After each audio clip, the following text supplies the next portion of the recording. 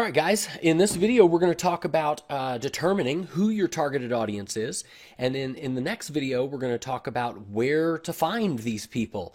And we're going to get very, very specific. So some of what I'm going to cover here will be a bit of a review of things that you've heard me teach in my webinars, but those were kind of more overall themes. So don't go anywhere. If you hear me saying stuff that you've heard me say before, I promise we're getting to stuff you've never heard me teach in other parts of the video, but we do need to review a few things. So first of all, what we need to remember is that people will buy for one of two reasons, right? Every decision we make in our life is either to make us move closer to pleasure or to move away from pain, right? Every decision your prospects will make will be to move them towards pleasure or to move them away from pain.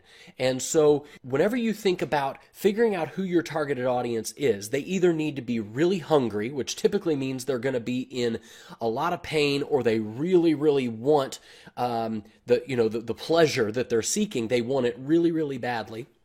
Or they have to be super, super passionate about something in order to make a buying decision. People who like things but maybe aren't overly passionate about them, it can be harder to get them to make a buying decision. In fact, some advice I got from one of my mentors that I might as well share with you, an upcoming project that I plan on working on is I'm going to be targeting the photography niche. Because I have a photography business, and I was asking one of my mentors, I said, look, I have two directions I could go here. I could target either people who like taking pictures, they're hobbyists and they want to take better pictures of their kids, or I could target professional photographers who are maybe struggling in their business, and I've built a pretty successful photography business, and I could target and show them how to build a successful photography business. And my mentor basically said, look, if you target moms who want to take better pictures of their kids, it's, while it's a desire that they want and they might be somewhat passionate about it, are they really passionate enough to pull out their money wallet and spend a lot of money on it? They might spend $20 or something on a product that teaches them how to get better pictures of their kids. But the guy who feeds his family with his camera and he's struggling to get clients in the door, that guy is hungry, and he will pay a lot more for me to solve his problem than just the lady who wants to take better pictures of her kids so she can, scrapbook more. So my mentor was very clear with me that when you take on this project, the audience you need to be targeting are the professional photographers, the people who you can help them put food on their table because they will pay you a lot more money. So that's one place you need to start in terms of figuring out. For example, people who are really, really overweight and they are just in a lot of pain. If you're in the health niche, that's why the health, the weight loss niche is such a huge niche, right? It's such a huge area for marketing because those are people in a lot of pain. And if you can show up and solve their problem for them, they'd be willing to pay a lot of money for that. Okay. That's a good example of that. So when you figure out your targeted audience, many of you have heard me say this before, the best advice I can give you is that the people who are going to be the most likely to buy a product or a particular service are going to be people who either they've purchased that product or similar products and services in the past, or they're actively searching for them now. Anytime I market a new product, whether it's my photography services or whether it's a new business that I'm marketing online, a new niche, the people I want to target are going to be the people who have a history of buying that thing in the past or people who are actively searching for them now. For example, in my photography studio, we shoot mostly high school senior portraits. When we have a high school senior that comes in, if you guys are not from the States, high school seniors are kids who they come in at graduation time to get pictures. And here where I live in the Midwest in Missouri, it's a really big thing, and most parents at our studio will spend upwards of $1,000 to $2,000, even sometimes $3,000 for their kids to get senior pictures taken. And what we have found is that when we have a kid come in to get senior pictures, if that child has an older brother or sister, a sibling that's already graduated high school, over 90% of the time, the parents have also purchased senior pictures in the past for the older sibling, right? So when I'm targeting people who are good to come into my photography studio, that's a perfect audience because those people have already shown that they are in the market to buy what I'm selling. I don't have to overcome objections, right? Not everybody believes in spending thousands of dollars on portraits and fine art, pictures for their wall. I don't have to overcome all of those objections. So I'm going to target people who have already raised their hand and indicated in some way. Best way to do that is through their past buying behavior, that they are interested in purchasing what I have to offer. So in that same sense, not when I'm, if I'm marketing a network marketing business or an MLM, not everybody believes in the network marketing business model, right? Some people think it's a pyramid scheme or a scam, or, they want the security of working, in a job where somebody tells them what to do. Not everybody has the desire to be an entrepreneur. So if I'm selling a business opportunity, I don't want to have to overcome a bunch of objections by targeting people who don't already have that desire. I want to target people who have already raised their hand and said, I believe in being a home business owner. I already believe in being an entrepreneur. And all I then have to do is, in the same way that all I have to do is convince my photography clients that my studio is the best option.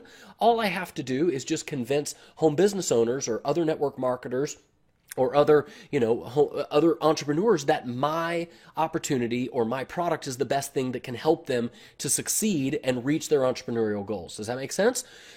And the same thing goes true if you're selling a travel product and you want to attract people who, want to buy travel products. The best group of people to target are going to be people who have purchased travel products in the past. Maybe they own a timeshare, maybe they belong to other travel clubs, or they are actively searching for those things right now. They're on Google and they're typing, that maybe they're searching for, what are the advantages of a timeshare versus a travel club, right? Those would be a perfectly targeted audience because they're people who are actively searching for what you have to offer. Diet and nutrition, I just used that example.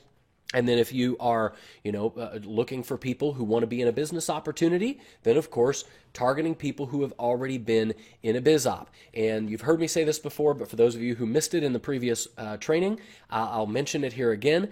If they're already in a business opportunity, you may be asking, why would they join another one? So if you're trying to sell your business opportunity to people, why would they join you if they're already in one? And I thought the same thing, and what I found is that there's 3 answers to this question. Number 1, a lot of people in this industry join multiple opportunities. I'm in multiple opportunities. We have an industry filled with people who believe in having multiple income streams. Option number 2 is that you're going to have the grass is greener crowd, the people who, maybe they weren't looking for a better opportunity. You show up and you start helping them with their current opportunity and they go, wow, this guy or girl really has it figured out. I think I have a better chance of succeeding if I join him or her than what I'm currently doing. So when you build better relationships with these people and you demonstrate either that you have better systems in place or better processes or better support for your team than what they currently have, many of these people will jump ship. And I will remind you again that I am not suggesting that you cross-recruit people, okay? That is not it's not a cool thing to do, right? I mean, it's not a very ethical thing to do. So your goal is not to cross-recruit people. Your goal is to simply help them with whatever business they want to build. And if they decide to join you because of all the value that you've provided them, it's 100% their decision. And even if they don't join you, and many won't, that's okay because you can still profit from them by selling them products and training to help them with the business that they're already in. And many people, their situation will change at some point down the road and they may join you in your current opportunity. Whenever whatever situation they're in changes, you got to look at your business over the long term.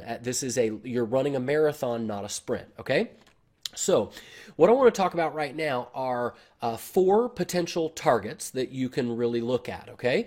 And I have to give credit to Fernie Ceballos, who is the author of Attraction Marketing Formula. I hope you've read that. If you are in Elite Marketing Pro, you should have access to this course. So I would highly suggest you go ahead and read through it. And Fernie talks about 4 potential targets, and I couldn't agree with him more. First group is you've got your buyer's market. These are going to be people who already purchase similar products or services to what you're offering, right? So really great targeted audience of people. And what you can do through value and education, which we're going to show you how to do in upcoming modules, you can transition these people from being somebody else's customer over to being your customer. The second group of people would be the people who are looking to make a decision. They're looking to make a choice. They either know what type of business they want to join, but they haven't decided on a specific company yet, or they know they want to buy a specific XYZ product, right? They know they want to join a travel company, or they know they want to buy a timeshare, or they know they want to buy a weight loss XYZ product. They just haven't decided on the exact one, right? So, I mean, you can apply this looking to decide to any group, right?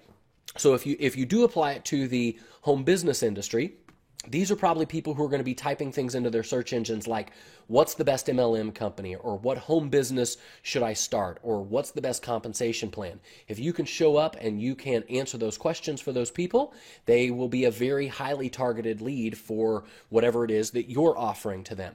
The next group would be information seekers. These would be people who are looking for a solution to their current problem or frustration. So these would be people who are maybe, if once again, back to the BizOp space, since that's my market, these would be people who might be typing in things like, where do I find more MLM leads, right? Or how can I recruit on the internet? Or, to another niche, how do I lose weight without cardio? Or, you got to think about what your target market is going to be typing into their search engines. And that's going to help you to find those people. And then finally, you've got the people, this is a really hot crowd, would be the people who are looking for you specifically. They've heard of your XYZ, company or whatever, and they know they want to join, but they just haven't decided on a sponsor yet. So these are really hot leads, but what they want is they want a leader. They want to join somebody who will show that they're going to be a mentor to them, and they will help them succeed. So what you have to do is you have to prove your value to these people through training and through education. And I can tell you from experience this works, because I actually have had several people who have found me in one opportunity that I promote, where I actually did a comparison of one opportunity to two other similar opportunities. And I just made like a chart. I put it out on Facebook, not on Facebook, on YouTube. I just made a YouTube video, and I said, X company versus X company versus X company. Here's the non-biased comparison. And it really was a non-biased comparison that I did. That video has generated so many leads and sales for me simply because I showed those people, valuable information. And then I positioned myself as somebody who would be able to be a mentor to them and help them succeed. Okay. So those are going to be your 4 potential targets. And then the last thing I want to tell you before I give you your quote-unquote homework. Oh, God help us. Tyson, the teacher's giving us homework. I promise it's not bad homework, and you're going to love it, okay? Because it's really going to help you in your business. But the last tip I want to give you is that the more specific you can be about who your perfect customer should be, the better off you will be. You do not want to go into your business thinking, everyone is my customer. I've actually heard in my last nutrition company that I was in, I actually heard somebody, when they were trying to get me in the business, they said, well, do you know anybody who wants to lose more weight or wants to make more money? Well, everybody I know wants one of those two things, so everybody is your target market. I mean, that was basically their message. And while, yes, that might be true that everybody wants to lose more weight and make more money, what that means is that when you are prospecting, when you're out actively talking to people, it means that you could talk to anyone and you could find something specific that they're wanting. We're not talking about prospecting here. What this course is about putting bait in the water to let those people come to you. And if you put out a message that tries to talk to everybody, this is why most network marketing, like corporate websites, are not good targeted. They don't have good targeted messages because they have no idea who you're going to try and send to their website. So they have to try and make the message on their website appeal to everyone, right? And so what we want to do in direct response marketing, right? We are trying to elicit a direct response from a specific person. So you need to get very specific about who these people are, what they want. And on the worksheet I'm going to give you in a moment, I'm going to really help you to narrow this down so you can figure out who it is. So a few other questions you can ask yourself are going to be, who do you actually want to work with? I mean, keep in mind that you actually get to pick. You own your business, right? You can pick your board of directors. There are certain people I don't want to work with. They would drive me crazy if I had to deal with those people every single day, right? So keep in mind, your marketing will attract the people that you put out a message to attract. If your marketing says something like, hey, it's all hypey and it's like, do no work, push button solution, guess who you're going to attract? You're going to attract tire kickers, people who don't want to do any work, because your message told those people, this is who I'm looking for. I'm looking for people who don't want to do any work, people who are looking for a push button, magic unicorn solution. I found out very quickly that was not the way to go. And so I started getting very real, very quick in my marketing to repel those people. So that's another tip I would give you, is that you want your marketing, good marketing should actually be polarizing. Okay, what do I mean by that? I mean, think about really good politicians know how to do this, right? It's not about appealing to everybody. They know who the people who are absolutely going to be raving fans are. You think about people like Rush Limbaugh. You either love Rush Limbaugh or you hate Rush Limbaugh. There's not a lot of in between. Howard Stern's another good example. These are figures that they understand the power of polarizing your audience. And I've learned how to do that in my marketing, and I suggest you do the same, because what you're looking to do is to develop a tribe of followers. Anytime you have a common enemy, like we're against those people, we're against people who don't, here's what we stand for, here's what they stand for, and we're against what they stand for. Anytime you can make that message in your marketing, and you really understand what your audience wants and who they, what they're for and what they're against, by standing with them, by saying, you know what, your enemies are my enemies too. What you can do is you can really bond with those people by indicating to them that you stand with them on the things they believe in and against the things they don't believe in, okay? So sorry, I went off on a bit of a tangent there, but those are all really important points. So think about who you actually want to work with, who would you enjoy working with, and make marketing that attracts those people and repels the people you don't want to work with. Also, you got to ask yourself, who do you already understand and relate to?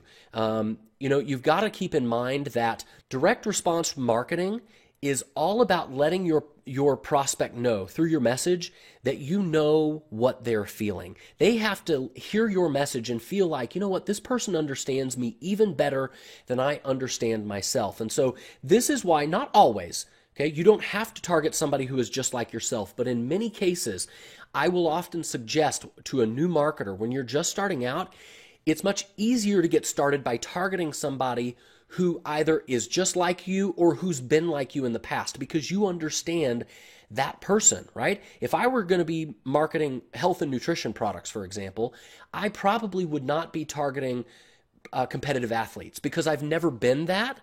I've been in shape. I've also been very out of shape, and I've been very overweight. I understand the pains and frustrations of being overweight and unhealthy. So I could talk to that audience and I would relate to them, because number one, I could say, look, I've been where you are, and I really have been where they are. Same thing is true for why I chose to target network marketers who were struggling in their home business, because that's who I was. I knew that I could let them know, you know what, I've been where you are. I understand your frustrations. And as long as I could figure out, how to solve one problem that they haven't figured out how to solve yet, I could be their hero and start attracting those people to me, okay? And then finally, my last couple of tips here is going to be break your market down into sub-niches, okay? You need to get very, very, very specific. Get all the way down into like a single person. We call this your customer avatar. So a lot of people will say, well, gosh, okay, I'm targeting people who want to get healthier. Okay, well, go even further. Like, how you want to target people who want to get healthy? Are they interested in, there's so many different areas you could go. Are these people who are interested in exercise? Are they interested in supplements? Are they interested in a certain type of diet? Are they interested in, are you looking at vegetarians? Are you looking at vegans? Are you looking at women who want to lose weight or men who want to lose weight? Would you talk to a woman differently than you would a man? Of course you would. To a woman, you'd even use different terms, right? In your marketing, with a woman, you'd use terms like, thin and fit, whereas with a guy, you'd probably use words like, muscular and bulky, or, you just use different sets of terminology with men than you would women in the fitness market. Same thing is true you just have to get very specific. And a lot of people will say, well, gosh, all the big companies out there, they're not specific. Look at Facebook. Facebook's market is everybody. Well, let me just use this as an example, and then we'll wrap up this video. What is Facebook's market? Was it everybody when they started? No. Think about it. How specific was Facebook's targeted audience when they first got started? Who did they target? They targeted Harvard students. That's pretty darn specific. Students at Harvard. Then what? Then it expanded to just Ivy League schools. And then Facebook expanded to all colleges. And then it expanded to, then everybody on the planet. Now my grandma's on Facebook. But that's how a business gets started. It gets started by targeting a specific audience, and then it grows from there. All right? So I hope that gives you some clarity.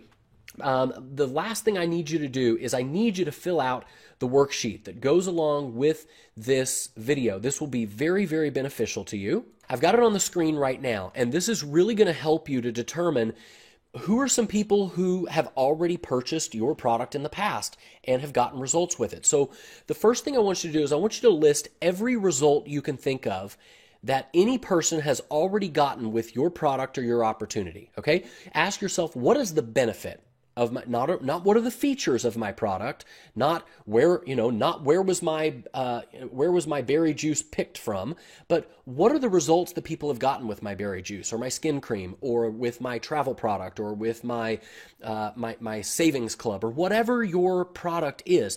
Write down some results, some specific results that people have gotten with your product or your opportunity. Okay. Next, step 2, I need you to ask yourself, how is their life now different because they've gotten that result? In other words, what's the benefit of the benefit? Question 1 is, what's the benefit of your product or opportunity? Question 2 is, what is the benefit of the benefit? Because here's the thing, guys, people buy because of underlying reasons that they don't even realize they're buying for, right? People will say, I'm getting into a network marketing opportunity because I want more money, right? Well, maybe making money is the benefit of owning your own home business, but what's the real benefit of that benefit, right? We don't just want money. Money's just dirty paper. What we really want is we want freedom. We want to spend more time with our kids, right? We want to go on more vacations. We want all of the things that having money can give us. So if it's a nutrition product and you say, you know what? My targeted audience has gotten a result. They've lost, 15 pounds. Okay, that's a benefit. But now what's the benefit of the benefit? Her ex-husband came crawling back to her and saying, how can we get back together? Or, she turns heads when she walks into the room now, or she can wear clothes that she couldn't wear and she walks into a room with confidence or whatever. You have to ask yourself, what's the benefit of the benefit? Because that's what's really going to speak to your targeted audience. Those are the underlying reasons why they really buy. The next thing I want you to do is I want you to describe everything you can think of. Now, guys, this might seem like a menial task, but it's not. And I know a lot of you are thinking, I don't need to write this stuff down. I've got it all in my head. Trust me, get it out of your head and get it on paper. It will be one of these worksheets that I'm giving you are going to be your idea machines. They're going to be the things that you go back to over and over and over again in your marketing. So these worksheets won't take you more than 5-10 minutes to fill out per each one, but I can tell you, you will get so much benefit out of them. Okay, so describe everything you can think about this person who's already gotten the results. The people you just described in number 1 and 2. Everything you can think about them, everything from how old they are to what their relationship status is. Are they married, not married? Are they male? Are they female? What's their current job? What was their previous job if they had one? Do they have certain hobbies? Where are the places they hang out? What websites do they visit? What are the cars they drive? The type of homes? Guys, you don't have to come up with every one of these, but this is just to jog your brain about things you can think of. Why is this important? Because in the next step, we're going to be talking about where to actually find your targeted audience, and knowing the answers to these questions and really having a clear picture of who these people are that you want to target is going to help you to know where to find them in the next step in this module, okay? And then finally, the last thing you can do, and this comes back to what I just said about asking yourself who you want to work with and who you already understand, is look at some of the people you just described in question 1, 2, and 3 and ask yourself, first of all, who do you already understand and empathize with? Were you one of those people? Did you experience some of the same things that they experienced? Or do you want to experience some of those same things? If so, that would be a good audience for you to target because you already understand them and you can skip over, a lot of marketing, the preparing part of marketing is the research phase, right? I mean, there's the story of two people getting ready to chop down a tree, and one guy, I don't remember exactly how the story goes, but one guy spent, like an hour trying to chop down the tree, and then the other guy spent 40 minutes sharpening his axe, and then he chopped down the tree in 20 minutes. And so this process of figuring out who your targeted audience is, this is the axe sharpening, and it's incredibly important for you to do this. So please don't skip over it, all right? So fill this out, answer these questions, and then I will see you on the next video. I will make the next video shorter, but we're going to talk about where to actually find these people, and that's going to come in really handy later on in this course as we start talking about how to drive traffic. Where we find these people, we go where they are, and we drive those people over to our sales funnel. Okay, so finish this up, and I will see you on the next lesson.